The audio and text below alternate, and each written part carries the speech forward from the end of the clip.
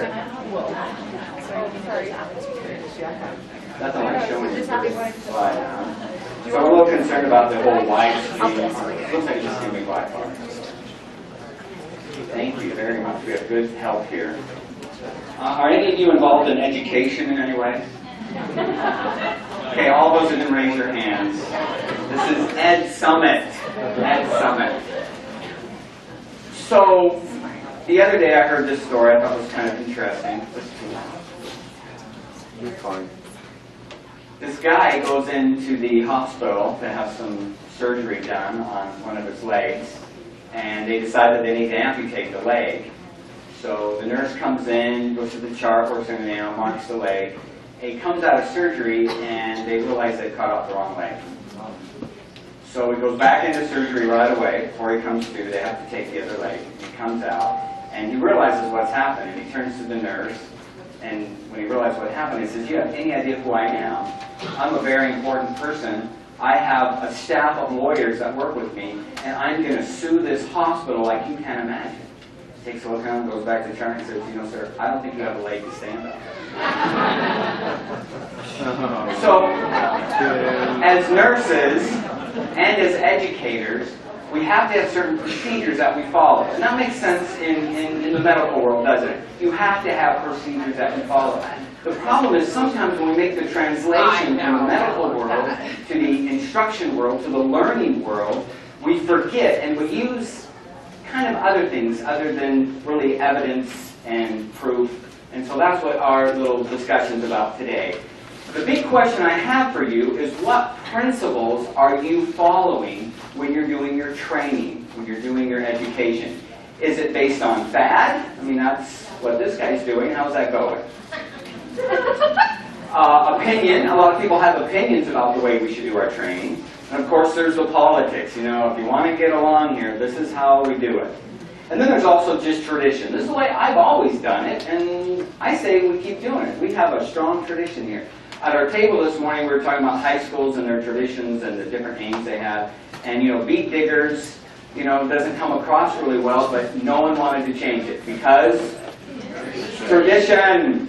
Tradition. And my kids like to get up on the roof and play around a lot when we're not around. We just found out from our neighbors, and they just came over the other day and said, "That'd be great if they get up there with a fiddle and play tradition or something, like fiddle on the roof." And so he's learning it now. He's going to do that for us, because he does play the violin. But what we're going to talk about today is the most important thing, and that is to make sure that our training is based on evidence.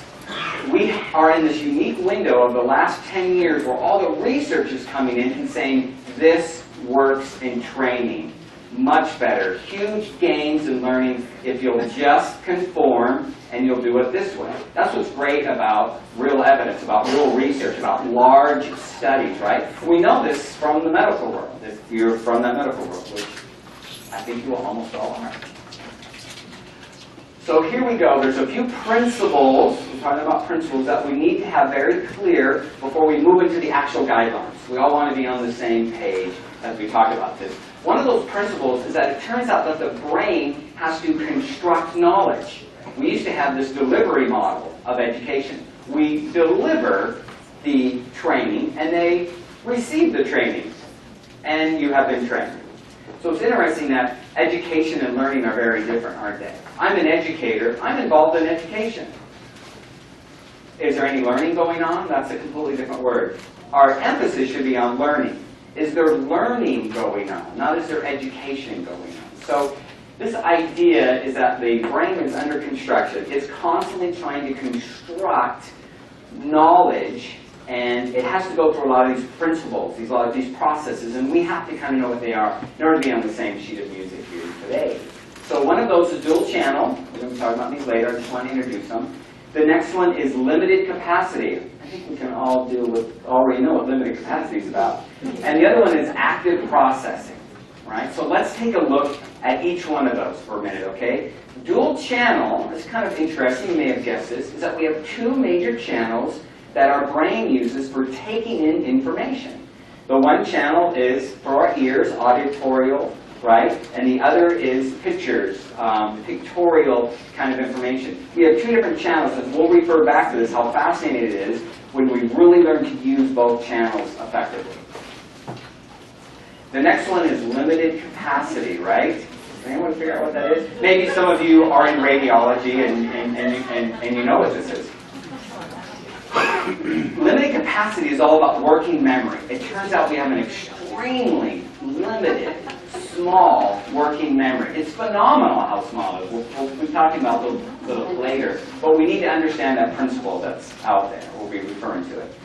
And this last one of these three about the brain being under construction, this construction view of education, is that it's called active processing. And basically it means that the world has so much information in it that it's overwhelming. Does he seem overwhelmed? He's like that 24/7. Can you imagine being that creature? It's from the Philippines. I can't remember what they're called.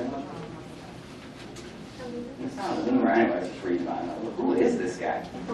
And I saw his skull recently. That they have their little skulls, and their eye sockets are actually that big. They're just wired like that. Well, we have to decide what we're going to process because we cannot process it all. There's just too much to process in the world. So active processing, that's what we're referring to. So I should have mentioned that. It's all about too much information.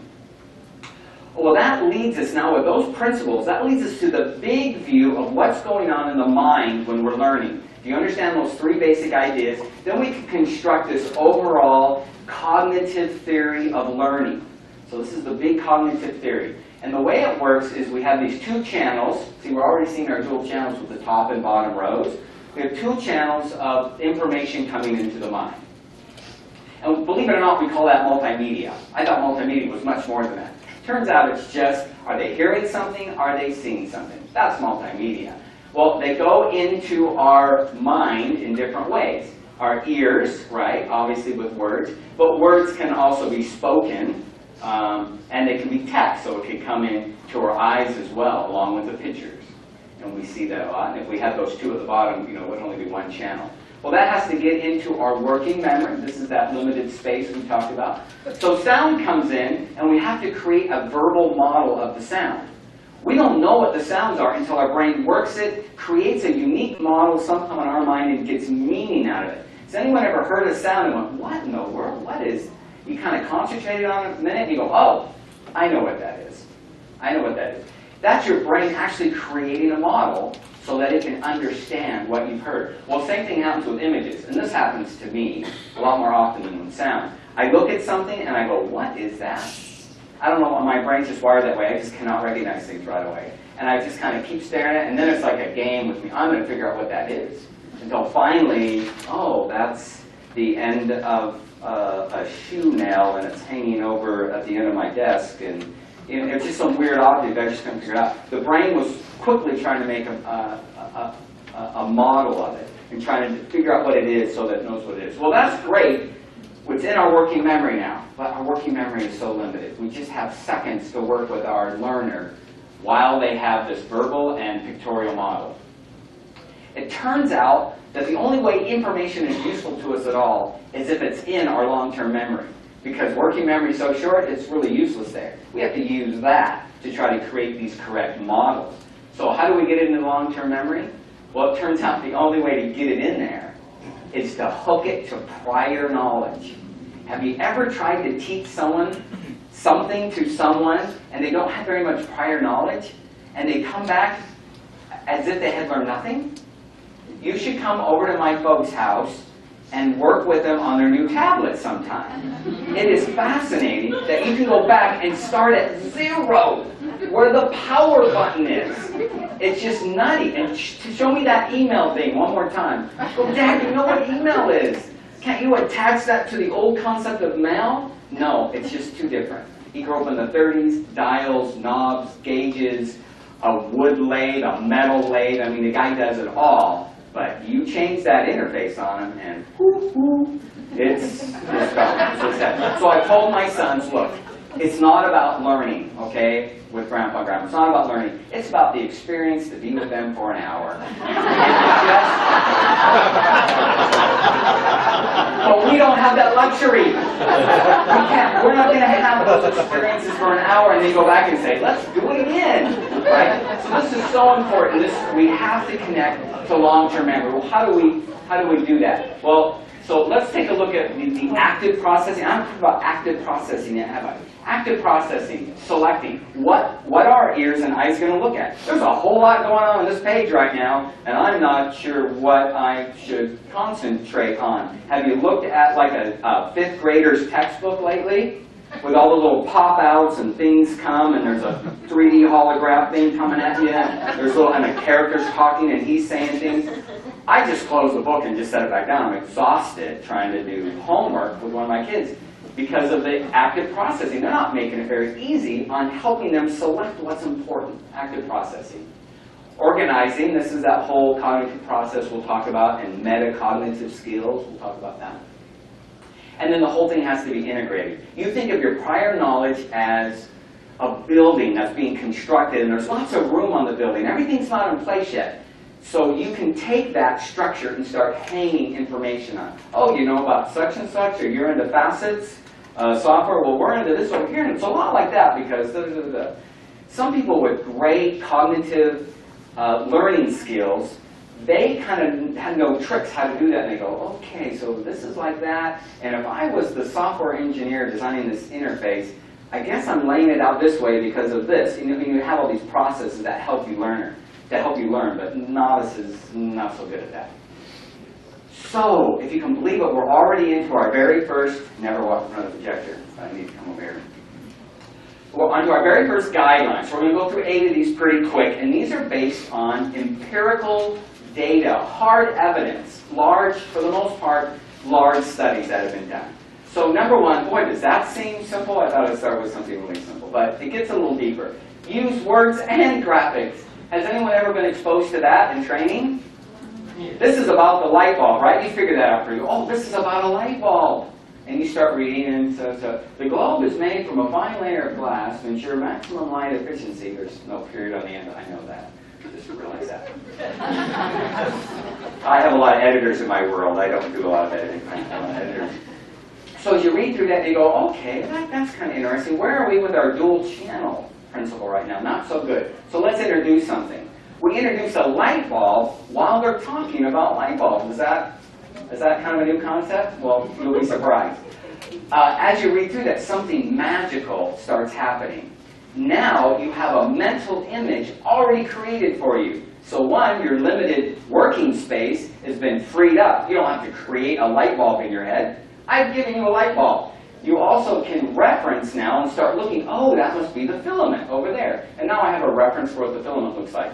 We're going to talk about how we do this right and how we do it wrong, but I want you to see this, just the main concept at first. So, what are our improvements? This is bizarre. They put in a relevant, contextually important photograph, and they get a 65% improvement. This is the biggest one of all the research. 65% improvement is off the charts. It's like novice to expert by just having the right graphics. So what are the right graphics, you might add? So here's our text again, and I'm thinking, okay, so I want it to be engaging, right? Engaging is important. So I want a graphic that'll be interesting, something to do with light bulbs, because this is about light bulbs. So who's that? It's Thomas Edison. What did Thomas Edison do? He invented the light bulb. What a better connection could there be than Thomas Edison, the inventor of the light bulb, and some stuff about a light bulb? Oh, yeah, maybe it would have helped to label it. Could have said Thomas Edison, inventor of the light bulb. Okay, so now we label. Thomas Edison's good. Thomas Edison, inventor of the light bulb. Now we got a strong connection. Now they're engaged. Now they're going to learn when they're reading. But it may have created a few problems. It turns out that learning is suppressed when we use a wrong graphic that may be engaging, it might be interesting, but what are they going to try to reference as they read that? Now what does working memory have to do? I have to make a correlation. I have to make a correlation between that and Thomas Edison and hold that in my mind. Okay, he's about 85 there, and I think he meant the light bulb when he was like 45, no, it was 51, I think. And the poor mind is trying to deal with all that in this limited working space. Okay, maybe that's not the answer. Maybe what we need is a picture that's just so involving and engaging that it will really hold their attention, because light bulbs are boring. So can anyone see what's happening in that picture? I mean, I show it to my family and they just go, I don't know what's going on there. Yeah, he's seeing his reflection in a light bulb. It's very reflective. We're reflecting on light bulbs. We have a light bulb. You see where I'm going with this? This is a wonderful graphic. This is what my children do with their homework. Dad, homework is so boring. So I'm going to watch the Avengers while I do it. Or can you think of some others we do to make things more engaging, more entertaining? You can eat, you can listen to music, you can text. Isn't texting the greatest homework helper? Oh, it drives me crazy watching them multitask. I heard 2% earlier today. I'm arguing 0. Because even computers can't multitask. They just do one thing really fast, and they do another thing really fast, and they do another really fast, and we really don't multitask at all. And we got that limited working memory that we're dealing with. So as you switch between, you probably lose a little, and it's probably getting shorter. Okay, so I think we see where we're at. So I think we got that one. I think we put that one to bed. So guideline number 2, I know I'm going fast, but I got like 45 minutes. Guideline number 2, align words and graphics. So we know they're both important, but how do we put them together? Well, what's the rule of thumb I should follow here? So here's the light bulb again. And let's try this trick. This time, we're going to actually label the darn thing. Put the words right next to where it is. Now, they've done studies where they scan your eyes and they see exactly where you're looking. And this is fascinating. Eye scan studies or eye mapping studies, and look it up on Google or something. And they have these heat maps, and they can see it gets redder and redder and redder the longer you look there, and then it's green and blue. And they can just see where you look on a picture. Well, in education, what's fascinating is you're going back and forth to the relevant image and back to the relevant words, and you're connecting the two, and you're constructing knowledge in your mind and making sense of it, and trying to hook it and integrate it to long-term memory, and go back and forth, back and forth. But if you move them closer together, then you don't lose so much going all the way over here. Now, what was I looking for? Have you ever walked into another room? Now, why am I in this room? And do you know how you figure out what you need in that room? You go back to the other room. And you have to sit down where you were. That's right, where you have to stop. And the same thing seems to be happening here. We have to move them close together. So maybe you think, oh, I know. Well, I need to save space, and it's kind of complicated. I'm going to do this. No. Why? How about that? Better? Yeah. So now you're trying to figure out a legend. How does the legend work? Is A means, and so now you've almost added to their cognitive load. Can I use that word, cognitive load? You've added to it. It's bigger, right? So we're trying to avoid legends where we can. Just wherever possible, get those words next to where they need to be. Well, so here's a little warning on guideline number 2. We have our graphics, and we want to associate them with the words, but it's the formatting. You know, I got a PowerPoint and my image is on slide 2.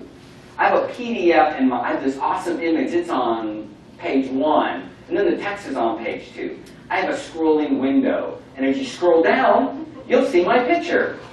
But then you can't have the two together. So we're just going to have to work with that layout and figure out how to get them together, because there's all kinds of ways that will mess you up when you try to deliver out to the learner. You'll just get messed up in a scrolling window, or it's smaller on their screen, or something happens. So excellent. That's our guideline number 2 warning. We're already on to guideline 3. How are we doing on time? We're doing okay. All right. Try to slow down. Is that an option? Not with my personality. Guideline number 3. Use audio for visuals, not for text. This is broad. We could go a lot of different ways with this, but I'll just put out some of my personal pet peeves. So we have all this stuff coming at the learner, right? We've got our audio, we've got our text, we've got our visuals, and they're all hitting our learner there, as you can see.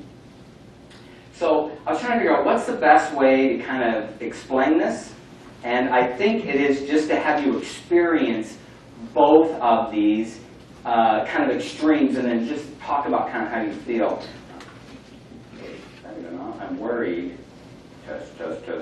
I'm just worried that this won't be loud enough, but I'm going to try, and I'll put my mic up there if I have to. So this is typical you might see. And I want you to apply this to also a PowerPoint presentation. I'm just in front of a classroom, and this is my PowerPoint, and I'm speaking to it, let's say. Or it could be an e-learning experience, you know, that which this is.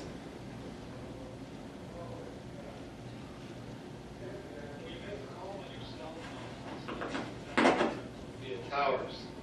These towers cover a circular area called a cell.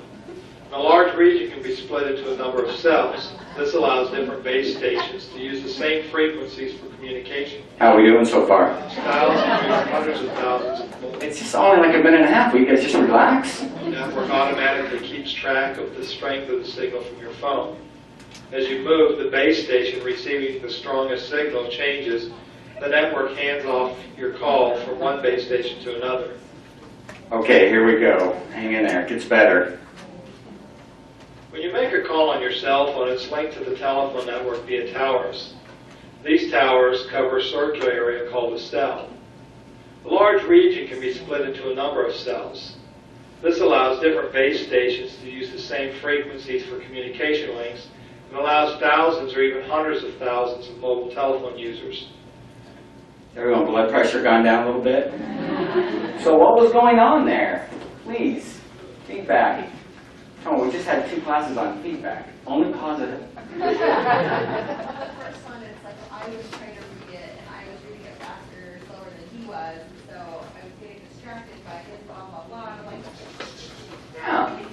Do you get the feeling that you can read faster than someone can read to you?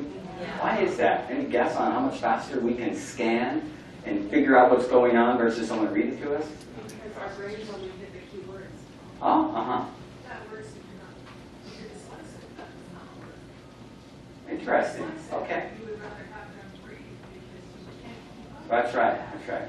You have a harder time manipulating them to the letters for them. And you might say I'm just a wee bit dyslexic. At least my second grade teacher told me that the second time I took second grade. Yeah, so okay, I can relate to that. Anything else? Any observations? Yes? I was trying to get the picture in my own mind. We're trying to construct the other channel in our very limited working memory and then trying to quickly hook it into long-term memory before our working memory's lost, so we can go back to our working memory to try to hook the next idea. I mean, it drives me crazy, but no, I don't want to say everyone's trying to help, and so we're caught up in things like, well, there's learning styles, and some people learning styles is visual and some is audio. I'm going to give them both. Last 10 years, pretty much the same, no learning styles. There's a cognitive theory of learning, and we should just kind of stick with it. And there's a bet going on right now with an instructional designer on his website, $1,000 for the first person that incorporates all 5 or 7 learning styles and successfully presents that in an hour. And here's your $1,000. Right? I mean, this is this impossible kind of thing. Instead, it appears that the best thing to do is to give meaningful imagery for that other channel while they get some meaningful audio, and they can combine the two and use both our channels. Now, we are multitasking between the 2 channels. They're not really simultaneous. Can I do this? Can I do this? There it is. Both channels coming in, they're not exactly at the same time. It is kind of multitasking, but each have their own working memory. So you can double their working memory. Really interesting. Okay, a few warnings with this principle, okay? And you saw how that applied to a PowerPoint. If you had word for word, and I didn't see that earlier today. For the most part, they just had word for word when they needed it, like here's the thing I want you to discuss or something. But if you've ever seen a wall of words, and then they proceed to give you the wall of words, and they've handed you the job aid with the wall of words, then that's okay, I'm out, that's it, I'm done. Okay, so warning number 1. Text is king. I'm not saying don't have text. That's why it's been around for centuries. It's very important. So have it as a memory aid. Have it as a job aid. Have it as a glossary. Have it as a handout. But they're going to need it. If they just saw a powerful presentation with engaging imagery and they heard this amazing auditorial presentation, they still might want to refer to some text now and then. It's not all there. So I'm not saying eliminate it, make it available. Okay, how are we doing? We need a break or anything? Anyone out of breath? Just guideline number 4, use conversational style and virtual coaches. I know it's really kind of two concepts, but pressed for time, and these just fit together so well. So here's a virtual agent. Does anyone know what that is? Lost in space. Yes? Danger, danger. Will Robinson. I can't Lost remember. in space. What's his name? Robot. I was trying to remember, and I think they just called it robot. So there are good virtual agents and there are bad virtual agents, and this image popped into my head. I thought it would be fun. So, and then there's good conversational language and there's bad conversational language. So let's talk about the benefits on guideline number 4 on bringing these together. Say that you were presented with this, and it kind of seems like Greek to you. It's about Greece. It's kind of a joke. and you look at that and you just go, oh, this is going to be dreadful. Oh, I mean, that first thing you see in the training, you go, I don't know anything about this, and this is just, you are already emotionally prepared for one bad day of training. But then something else kind of magically happens. A kind of a human face comes along and go, oh, well, I know all about humans. Most of my life has been with humans. And this is getting better, right? It's getting better. And then when they start speaking to you in a way that you understand, in a way that you can emotionally connect to, this is where the real magic happens. Did I say romance? The real magic happens. Magic. This magic moment. Because something in your brain called something about the social something part of your brain gets activated. So I'm not a psychologist or a researcher. But something gets activated that has to do with social interaction, which is very engaging for us. We're all about social. I mean, social media, right? It's a big thing. It gets activated in our brain and we go, oh, this is a social thing and it's a learning thing. And the social and learning get mixed together and all the numbers go up, right? The training just really improves. So how do we do that? It's really easy. You can look up, what's first person, what's second person, what's third person, what's conversational, what's not conversational. A lot of text you can look to do that. But some really great words I found were things like people become you and the become your. Let's see an example here. So we have something like, people should remember that the planet Earth is the third planet from the sun, versus something like, you should remember that your planet, Earth, is the third planet from the sun. It seems like it's really minor, but when they do the testing on this, it is dramatic how it changes their ability to learn and to incorporate the information when they need to retrieve it in a job setting, if they see it as kind of a social event. So, a couple of things to remember as we go along here too, is that for some reason, learning isn't very sexy, but it is sexist. And it turns out that we prefer women as virtual agents to talk about things that we consider to be feminine. So, personal relationships, for instance, it just does a lot better if a woman's talking about personal. We don't know why. Don't I seem personal to you? Don't you want to? No. Okay. So, and men, we want the manly topics like, let's talk tech. Like, for some reason, it just works better. They do the studies and they go, just every time, no matter what we do in the different segments of American culture, that's how we prefer. Something to keep in mind. One more thing is the total numbers, 48% improvement on test scores. That's, again, a huge number. That's what we call significantly different, or statistically significantly different. It's a really big number. So a couple of warnings. We're having warnings on all of our guidelines. And the warning is, you just can't get very carried away with it. It pulls people out of the experience. Have you ever been in a movie where it's just totally engaging and it's immersive, even though it's not virtual reality? It is immersive. You are there. You're experiencing that. You don't see the lights, the curtains, the person next to you is kind of drowned out and you're just right there. And then something weird happens in the movie. You're like, whoa, I'm watching a movie and that effect didn't work right. It's that kind of thing. It kind of pulls you out of the engagement. So we don't want to get too carried away with our conversational style. But just keep it pleasant, nice, the way we normally talk. Okay. This is the only imagery my wife says, oh, I get that. I get that. Because we've all heard the old adage, and if not, you have to ask your neighbor next to you. So we're supposed to break things down into little bits for our learner. Why? Why can't we just give it all to them? Information overload. And one of our major 3 basic principles is limited working memory, right? We have this limited space. So we have to break it down, but how in the heck do you break? I mean, they've got to know it. We can't just start taking pieces out. Oh, we need to make this small. We'll take pieces out. Well, then we've just taken out essential information. We can't lose essential information.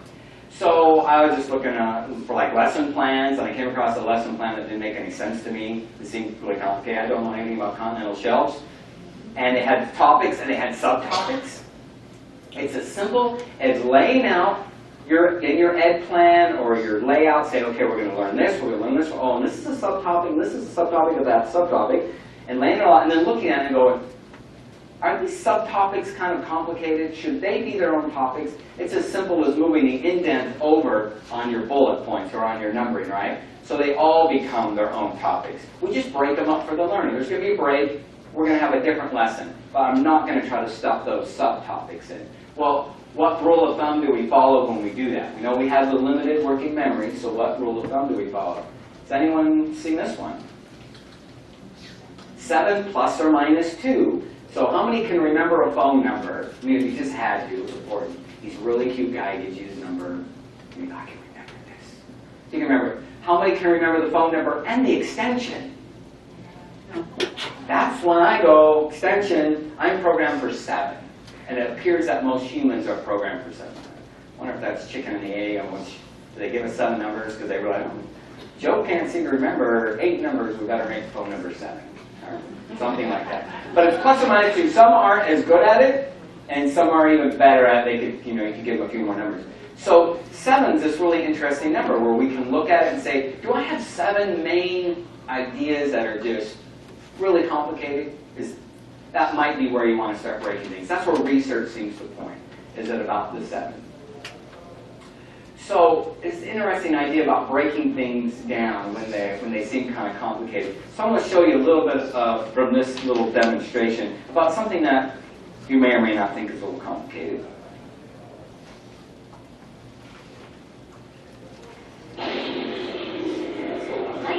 High current electrical discharge in the atmosphere. Thunderclouds are the most common producers.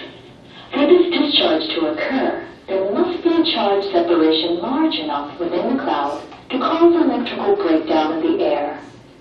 Thunderclouds generally develop a high negative charge at their base, while the ground is positive relative to the cloud. When this large potential difference is discharged, okay, you get the idea. This is a kind of complicated concept, talking about ions and atoms and discharging and air temperature. There's a lot of stuff going on here. Another reader moves up to it.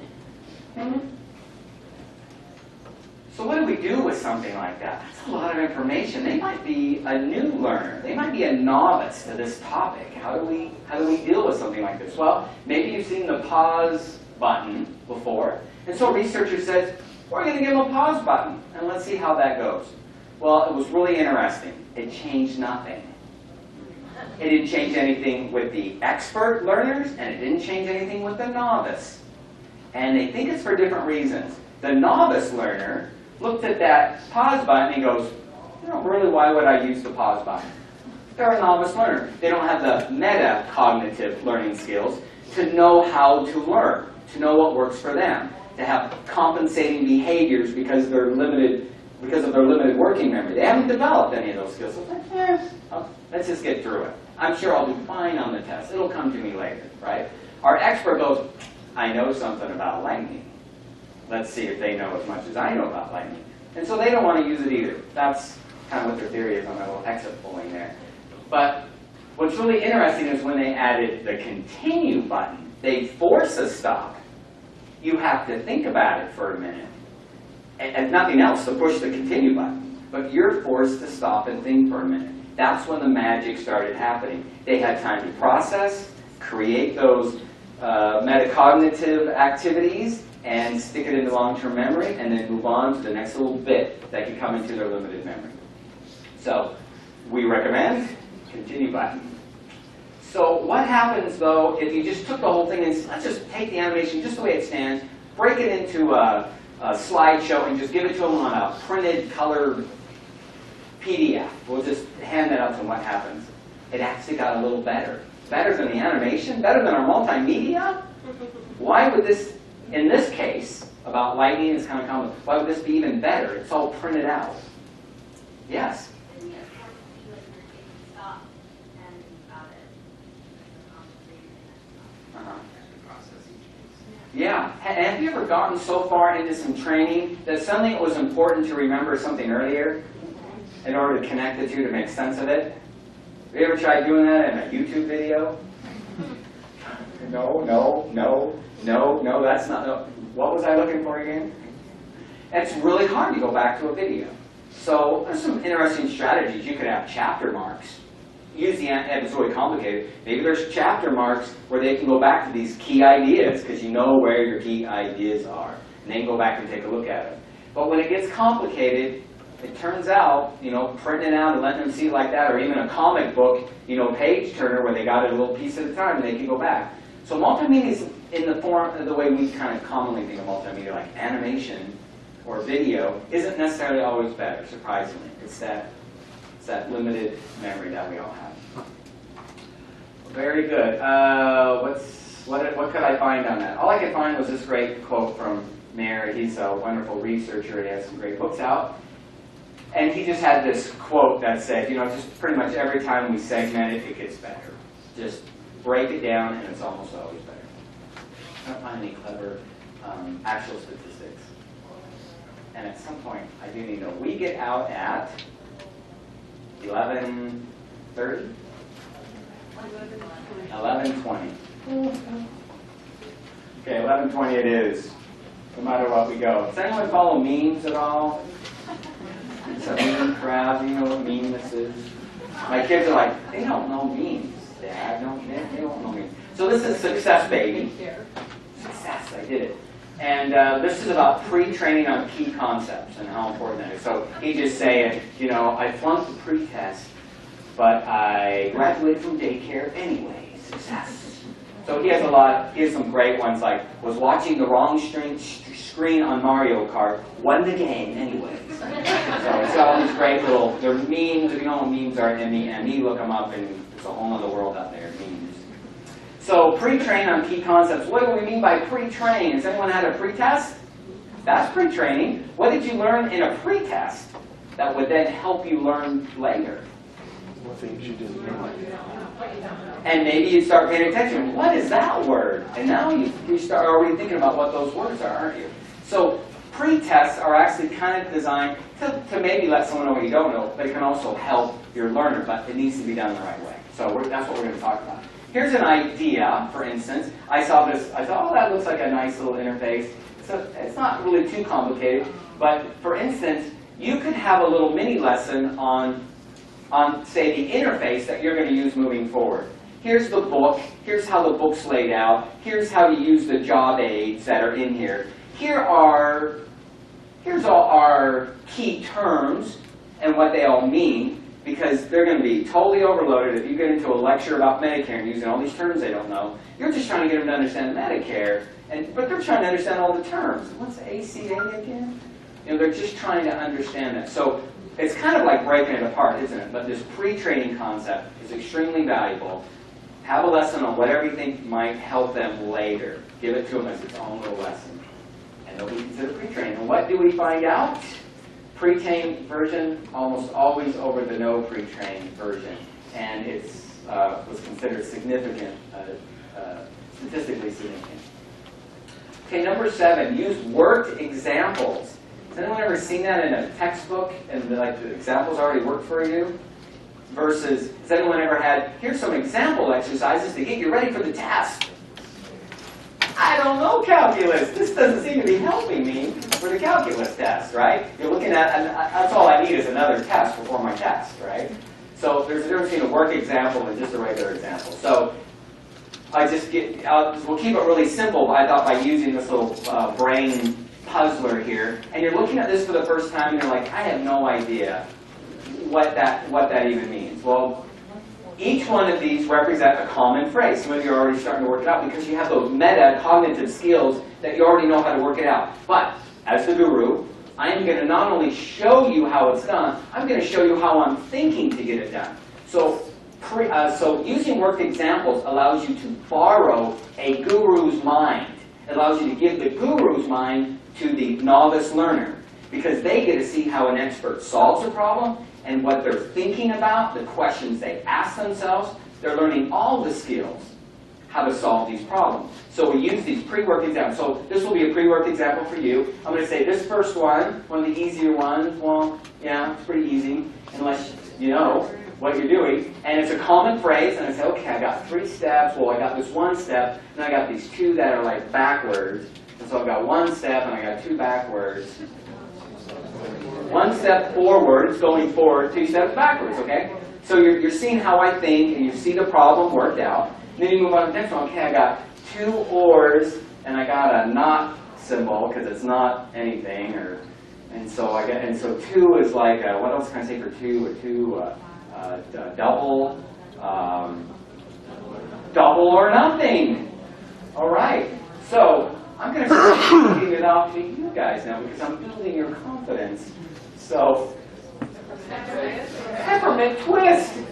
Four fathers. This is the hardest one I've ever seen. I had to look up the answer, so it's not really fair in here. But it's an N, and the N is doing something, and it's one word. Inside? No, sleep. What's that N doing? It's I see end over N, that's really good. But there'd probably be an N over another N. But this is doing something, it's an action, it's rolling. And roll is just one short little word. And roll. That's a tough one. And, yeah. Address. Excellent. So you guys are now experts in just that little bit of time you went from, well, let me give you some pre-tests and give you, 10 of these, and then we'll have a test later. You saw an expert work through the whole thing. So it kind of goes like this. Well, I want to show one more example because this is kind of interesting. This is from a real textbook. It's actually saying things like, did you see how it turned the top number into a whole number? It's asking you questions, forcing you to think like the way an expert would think. It's forcing them to have these cognitive skills that they need. So it works like this. So we have our legend. Oh, I'm using a legend. We have our legend up here, worked lessons, worked by the learner. So at first, I give them all to you. Here, I'm just going to show you how it goes. Now I'm just going to do the first 2. You finish it off. See if you can get the right answer. And you see where I'm going with this. I just give you the first one, and then I turn the whole thing over. The problem's been assigned to you. You do the problem. Statistically, every time we do this worked example trick, it works beautifully. It's like magic in the classroom or in e-learning. It's magic. In fact, it's an interesting chart with worked examples versus just practice and they're not worked. I mean, the numbers are just crazy different. Training time, 158 seconds versus 32. I mean, it just turns a novice into a genius when they can borrow the mind of a genius. All right, number 8. Here we are. We don't have a little bit of time to talk. This will be nice. So, practice makes perfect. Does anyone know this guy? Because there's only like 6 men here, so I just thought. Does any man tell me who that is? The football coach. See how sexist the training is? It's not sexist, it's sexist. That's right, yeah, so famous coach. Isn't that the world's most winning college? Oh, very good. College. Named after him. And did you use that knowledge of medicine and hospitals to hook that knowledge? So now you know something about sports and well, okay, all right. Tried to bring in an example, but no, that was very good. I really appreciate it. That's nice. So practice doesn't necessarily make perfect. It's perfect practice. We have to figure out the way we're going to practice with them, or otherwise they're just very frustrated. I don't get this very well. I don't get 2nd grade so well. Why do I keep doing it the same way over and over again? I mean, clearly it's not working, right? So we need practice that really works. So take a minute with this chart and see if we can kind of make sense of it. We have our psychological activities. When we practice, it's all up here, right? Psychological. Think for a minute about the last time. Okay, it's all thinking. And then the behavioral activity. This is all about doing. And I want everyone to get up. We're going to come over to Recessa Annie, and I want everyone to give 6 of these rib crackers, you know, real quick. See what that feels like, right? So there's doing and there's thinking. And you're thinking, well, that's maybe great for, you know, for nurses. I mean, how does that work in, like, say, in e-learning or in a classroom presentation, maybe like this? So it turns out there's a magic spot.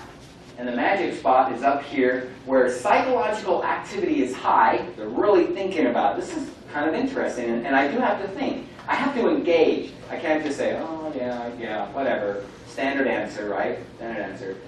And then we also want it to be high in behavioral. They're actually really doing something. Can anyone tell me what the other one is that keeps a learner happy? Seems to keep them happy. Food and chocolate does. No, I meant on my chart.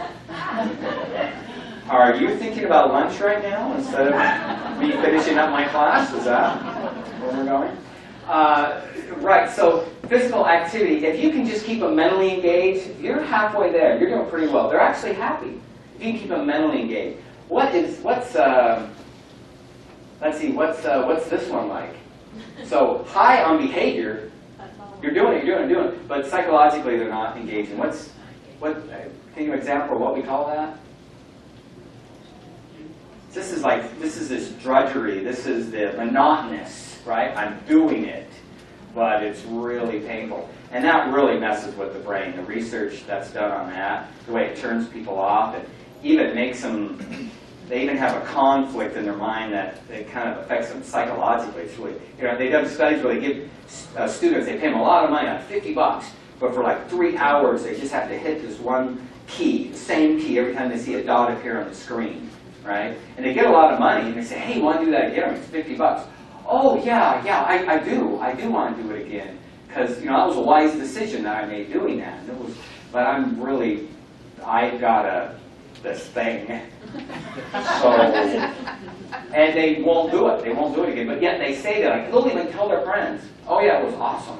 Yeah, it was great. Because they're embarrassed, I think, that they worked through it or whatever. It's just really interesting. We really mess with the brain. So we want to make sure that we're not just saying they're busy. So you can do that in e-learning, can't you? You can give them a whole bunch of interactions to do. But it sure is easy to cheat, because if you just drag it up, you'll eventually get it. And that is hard to get around that. Or come over here and you're going to do this all day long, but you're not thinking. You're not asking them questions and making them really connect with what's happening, right? So kind of an important chart for us as we move forward. So some ideas about things that work so well and didn't work so well. This is just from a recent training. And Rick, I think, is here. He helped me design this one. I got some great feedback where they actually were coloring. They got to color and draw lines.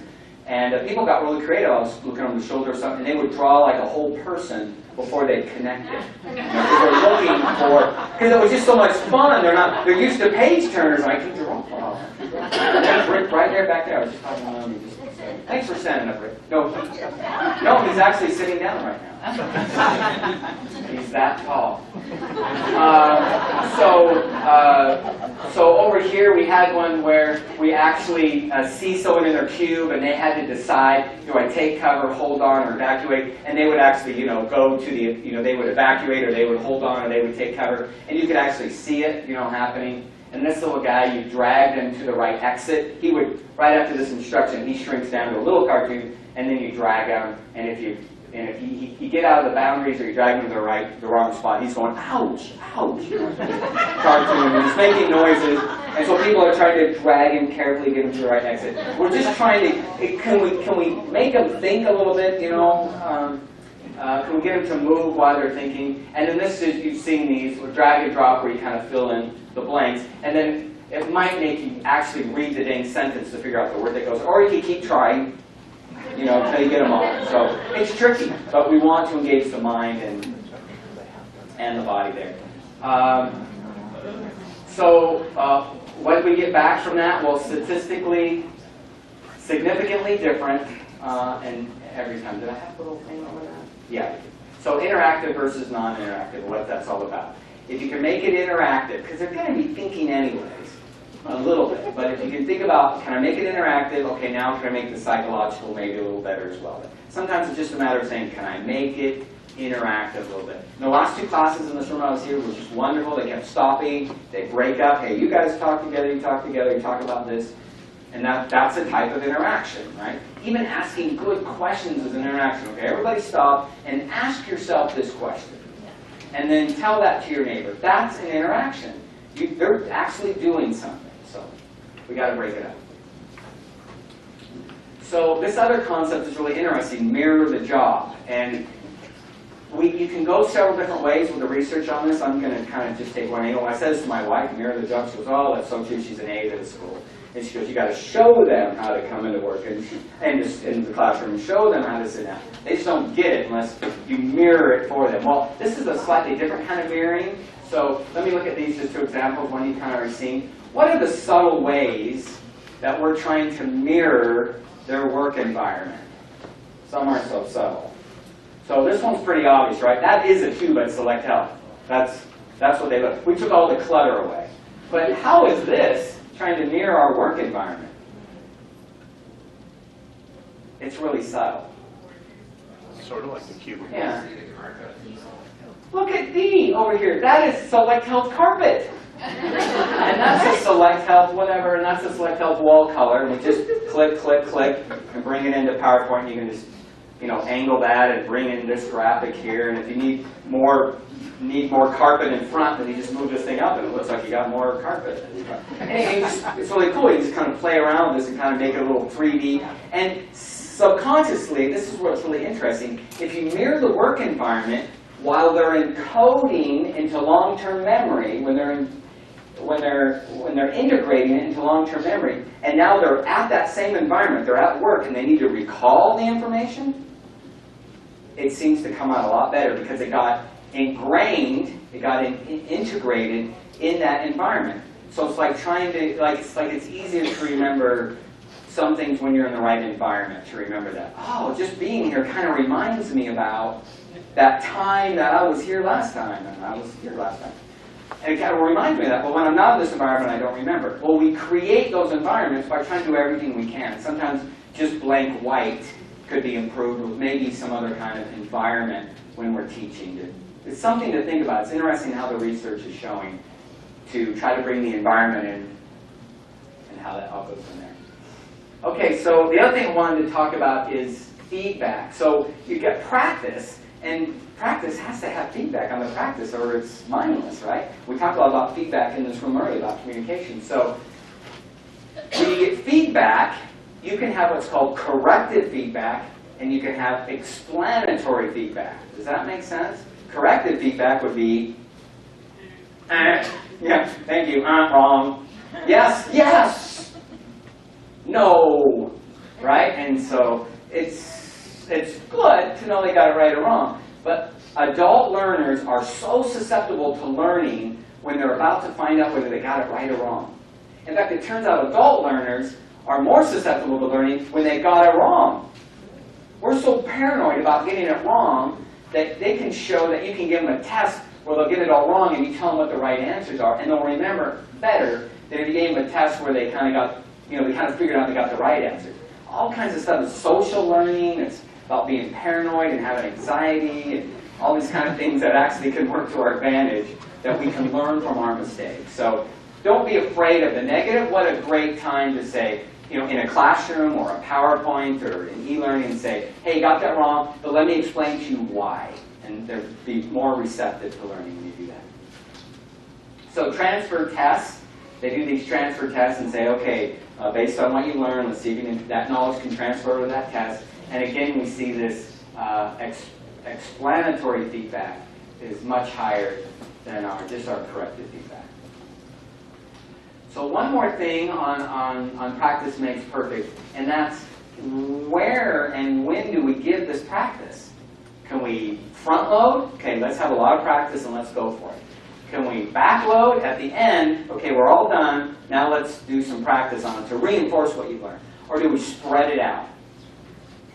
So it turns out, this chart that probably fascinates me more than any others. So they did it both ways. They spread it out and they preloaded. And then a week later they came back and they went, oh, everyone remembered it just kind of the same. You know, they did some pretty good practice. All the principles we talked about, it's just that they preloaded them is all. And then they come back 4 weeks later, and now it's significantly different. 4 weeks later. What happened?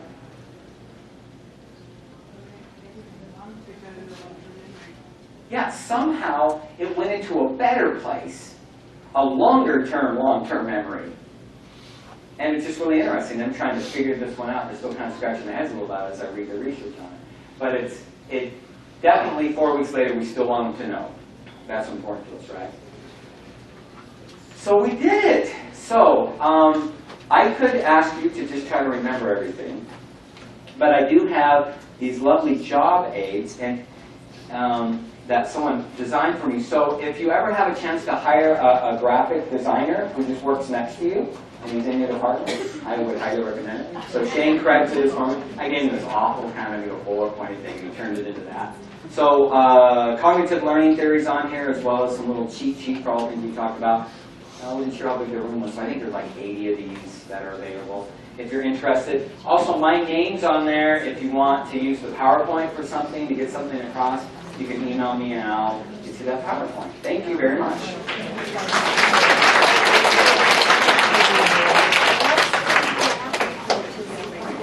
And everyone gets to learn. I can say I can do it.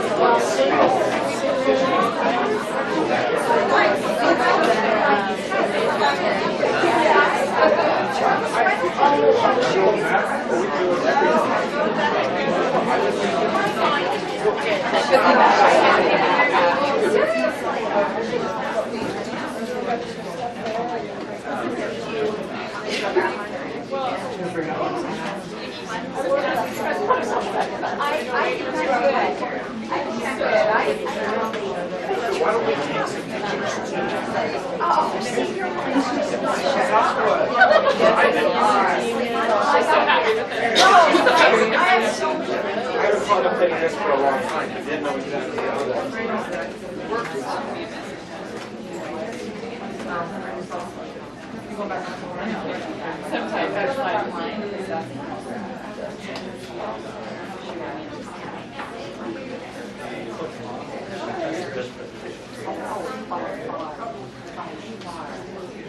Wait, did you guys hear?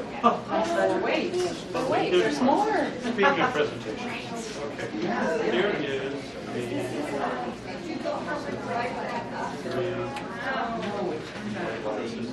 All right, this is the.